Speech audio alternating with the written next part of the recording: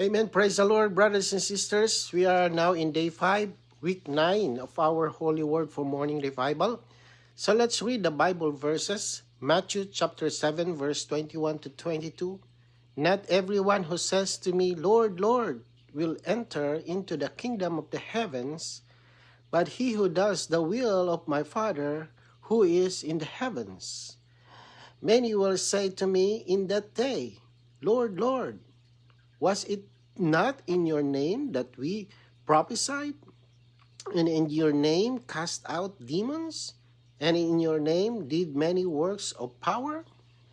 So these verses, brothers and sisters, it says here, not everyone who says to me, Lord, Lord, we will enter into the kingdom of the heavens. And the question is, why is that? All right, so why? Because there are people, right, or Christian who use the name of the Lord. They also call Lord Jesus. They may even be very active. But the question is, are they doing the will of God? The will of the Father? You see, the will of God is not just about doing miracles. It's not just about casting out demons. It's not about doing many powerful works. Some may even say, Lord, I brought many people in the church, into the church. Lord, I prophesied in the meeting. Okay? You may say, Lord, I spoke this, I did that. Yes, those things, are good. Even here it says they prophesied, they cast out demons, they did works of power, and in His name. But the Lord's question is deeper.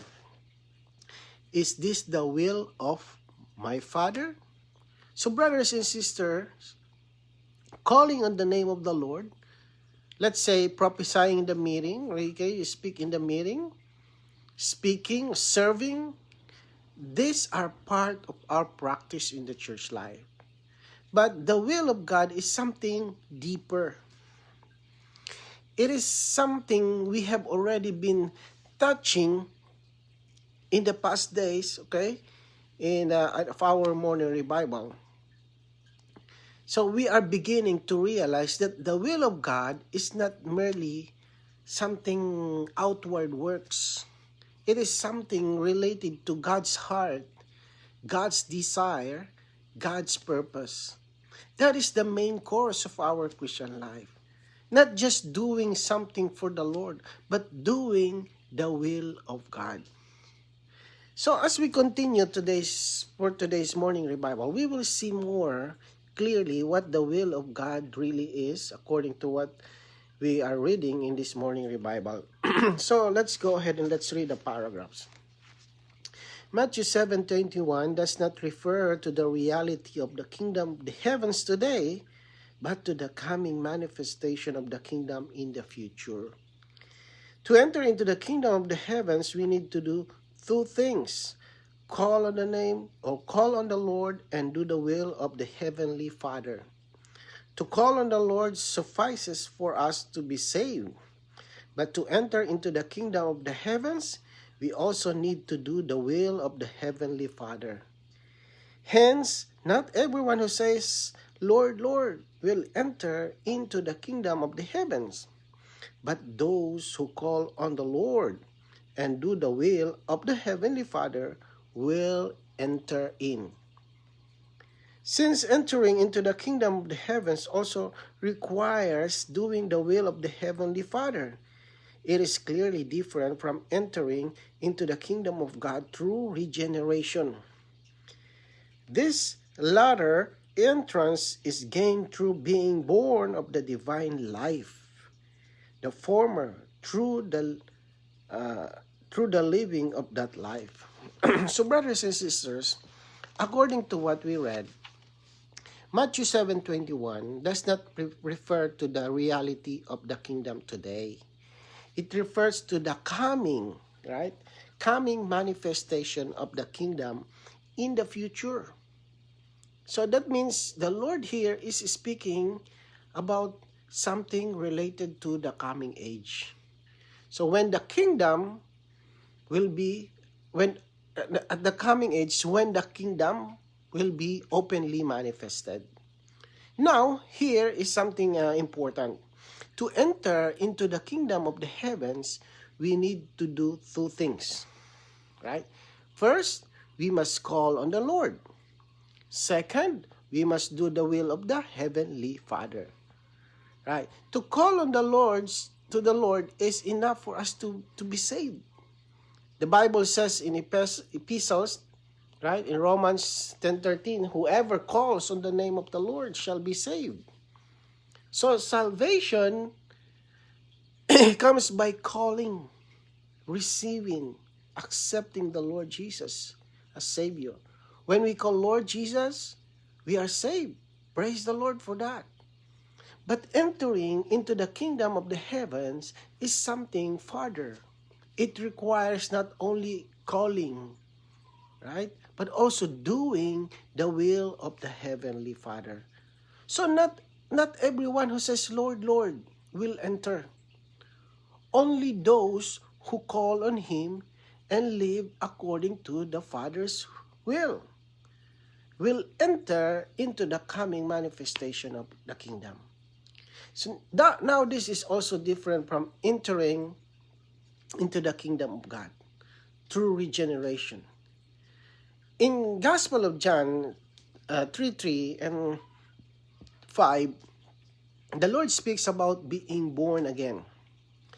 That entrance comes through being born of the divine life. So, we need to see the difference clearly. To be saved, we call on the Lord. To enter into the kingdom of God through regeneration, we are born, right? To enter into the kingdom of God by regeneration, we need to call on the name of the Lord, right? So born of the divine life. But to enter into the coming manifestation, which is the kingdom of the heavens, we must live out that divine life and do the will of the Father. So, saints, this is very serious. It is not just about being born of the life.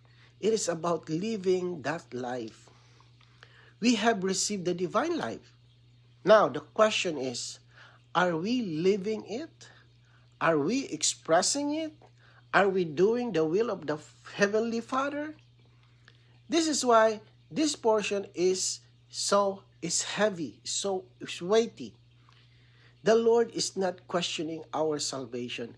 He is touching our living.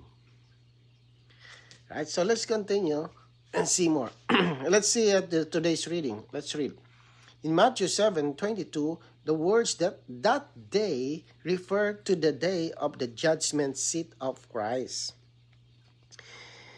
On the day of judgment, when all the believers will stand before the judgment seat of Christ, many will say to the Lord that they prophesied, cast out demons, and did works of power in His name. But they will be rejected by the Lord. So saints, here it says that day, right? What is that day? Okay? Well, according to what we read, that day refers to the day of the judgment seat of Christ. And it is mentioned in the first epistle to the Corinthians and also in 2 Corinthians 5:10. This is not about unbelievers. This is about the believers. It says all the believers will stand before the judgment seat of Christ. So on that day, many will say, Lord, I prophesied in your name. Lord, I cast out demons. Lord, I did works of power. Imagine that. They really did things in His name. They were active. They were serving. But the shocking part is this. They will be rejected by the Lord. So brothers and sisters, this shows us something very serious. The Lord's evaluation is not merely based on outward works. Even if something is done in His name, that does not automatically mean it to matches His will. This brings us back again, right, to the central matter, doing the will of the Heavenly Father. It is possible to serve, brothers and sisters, possible to speak, it's possible to be active, but still not be in the will of God. That's why this portion is so weighty. It causes us to pause and ask, Lord, am I just doing things for you, or I am truly in your will? This is not makes us afraid, but to make us sober and careful in our Christian living. So let's read the next paragraph. Matthew 7:23 says, Then I will declare to them, I never knew you. Depart from me, you workers of lawlessness. Here the word "new" means approve. The same Greek word in Romans 7:15 is translated acknowledge. In this verse, Paul says, What I work out, I do not acknowledge. The Lord never approved those who, in His name, prophesied, cast out demons, and did many works of power, but did those things not according to the will of the Heavenly Father. The Lord did not deny that they did those things, but He considered those things lawlessness because they were not done in line with the will of the Heavenly Father. They were not done in the line of the divine will. The Lord seemed to be saying, You prophesied in my name, you cast out demons in my name, and you did many works of power in my name. But I never allowed you to do them. I never approved you because you did all those things in lawless way. You did them in yourself, in your own desire, and according to your own intention, not according to the will of my Father. Thus, those who do such things, even in the Lord's name, we will not enter into the kingdom of the heavens, but will depart from the Lord. That is, be excluded from the manifestation of the kingdom in the coming age. So, brothers and sisters, this is serious. The Lord says, I never knew you. But here, the word knew does not mean He had no awareness of them. It means He never approved them. That is very different. The same says Greek word is used in Ephesians, right? In Romans 7:15, where Paul says, What I work out, I do not acknowledge that word. I do not acknowledge, So that word acknowledge is the same word as knew. It means to approve. So when the Lord says, I never knew you, He is saying, I never approve you. Right? So now, this is very deep. The Lord did not deny that they prophesied. He did not deny that they cast out demons. He did not deny that they did works of power. They really did those things. Right? But He called them workers of lawlessness. And that is why? Because those works were not according to the will of the Heavenly Father. So, since this shows us something serious, it is possible to do something in the Lord's name, but not in the line of the, even though you're doing that in the Lord's name, but not in the will, not in the line of the divine will. The Lord seemed to be saying, yes, you did those things in my name, but I never allowed you. I never approved you. You did them in yourself. You did them according to your own desire, your own intention, not according to the will of my Father. That is why, that is what makes something lawlessness. Right? Not that it is outwardly simple, but that is outside of God's will. So this really touches us. It is not a matter of ability, matter of power, matter of alignment with. What matter is the alignment with the Father's will. So in here it says that such ones will be excluded from the manifestation of the coming of the kingdom in the coming age. So there's a question is, we're gonna ask our question again. Am I doing things out of myself? Or am I truly under the Father's will? Right? So Lord, may the Lord have mercy on us, that in our church service, in our speaking, in our prophesying, everything would be in the line of the divine life. Everything according to God's speaking to us, touching our spirit to do those things. It means you are not doing it in a lawless way. So let's read the next paragraph. Okay, I think this is okay. Certain works may be done in the Lord's name and yet not be done according to the will of God. We have talked a great deal about going to the campuses, but are we going them to do a certain work or to do the will of our Heavenly Father? Young brothers and sisters, how would you answer this question? We must have the assurance in whatever we do that we are doing the will of the Heavenly Father. Otherwise, the Lord Jesus will say to us, workers of lawlessness. Even prophesying in the Lord's name, but not according to the will of the Father, is a type of lawlessness. Moreover, casting out demons in the Lord's name and doing works of power in that name of the Lord, but not according to the will of God, are also considered in the eyes of the Heavenly King as lawlessness. Lord Jesus, we may doing a lot of things in the church, but it's not according to the Lord's leading. It becomes lawlessness. And if it is lawlessness, the Lord will say, I don't know you. Right? Depart. It says, certain works may be done in the Lord's name, right? Yet not be done according to the will of God.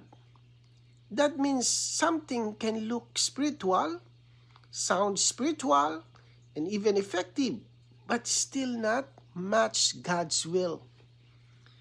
Then it gives a very practical example here about the going to the campuses.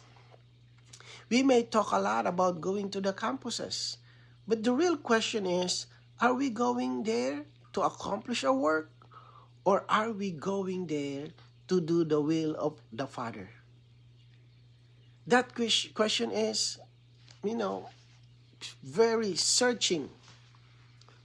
So, the young brothers and sisters, how would we answer that? Are we doing something because it is a good idea? Because it is a burden we pick up ourselves? Because it seems successful? Or because we truly have the assurance before the Lord that this is the Father's will? So, saints, the word assurance is very important here. In whatever we do, whether serving, speaking, prophesying, preaching, visiting, right? We must have the inward assurance that we are in the will of the Father. Otherwise, even something as spiritual as prophesying in the Lord's name can be considered lawlessness. So this is very serious. Another one is casting out demons. Right? Casting out demons, lawlessness. Doing works of power, lawlessness. If they are not in the line of God's, that is lawlessness. If they are not in the line of God's will. Why? Because in the eyes of our King, anything outside of the divine will, even if it is spiritual, it is still lawlessness. So this brings us back again in the main course of our Christian life, right? Not merely doing works, but doing the will of the Father. So, brothers and sisters, may we not just be active. May we not just be zealous. May we be aligned to the Heavenly Father's will. So let's read the last paragraph. Although you may run faster than others, your running will not be recognized if you run outside the lines of your lane. Rather, that type of running will be considered lawlessness. You must run the race between lines. That is, you must run in a constricted way. You know, I joined, when I was in high school, I experienced doing running the 100-meter dash. And in that kind of running, you should be in your lane, in the line. If you cross the line, that's not accepted. That's against the rules. So you should be in that lines. And even if you win, even if you are the first who reach the finish line, but if you are not in your lane, it's still lawlessness. That's what I mean, lawlessness. So the example, is very clear, right? You may run faster, right, than everyone else. You may even be the strongest runner, but if you run outside your lane, even just a little, right, your running will not be recognized. Yeah. That's the word. You will not be recognized. So, why? Because you did not run according to the rules. Instead of being rewarded, it will be considered lawlessness. So this illustration helps us understand what the Lord means. It is not about speed. It is not about how much you do. It is not about how impressive your work is. It is about staying within the lines, within the will of the Father. That is the line. Here it says we must run the race between the lines, right? The lines. You should be inside that line, right? Meaning to be inside that two lines, right? Between the lines, you are running in a constricted way, right? You don't invade some other lane, right? Just stay on your lane, and that means you are in a constricted way. So, brothers and sisters, sometimes we don't like the word constricted, right? We like freedom. We like to do things big, wide, fast, easy, right? But the kingdom life, there are lines. There is a boundary, and that is the Father's will. Right? That's the Father's will. You may run very fast in your zeal, you may serve very much, right? You may be very active, right? In the church life, you do a lot of things, right? But the question is, are you doing it according to the Father's will? Are you in a constricted way, right?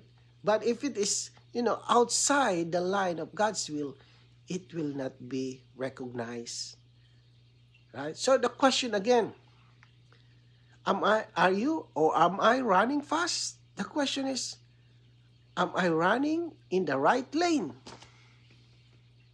Right? May the Lord grant us the grace to run, not wildly, wildly just run anywhere, any direction you want. You run not according We should run not according to our own desire, but we should run in a constricted way, within the divine lines of the Father's will. Right? So, praise the Lord, brothers and sisters. Thank you, Lord Jesus. Cause us to be in the line, Lord Jesus, which is your will, that we may receive the reward, which is to enter into the kingdom of heavens. Lord, cause us, give us wisdom, that we may discern, that we may know what are we doing in the church, if it is of your will or not. Cause us, Lord, to be vigilant. Cause us to be sharp in understanding your speaking to us. Lord, guide us day by day, that every move, every speaking, every word that comes to our mouth, that comes in our being, should be according to your will. We praise you, Lord Jesus. Amen.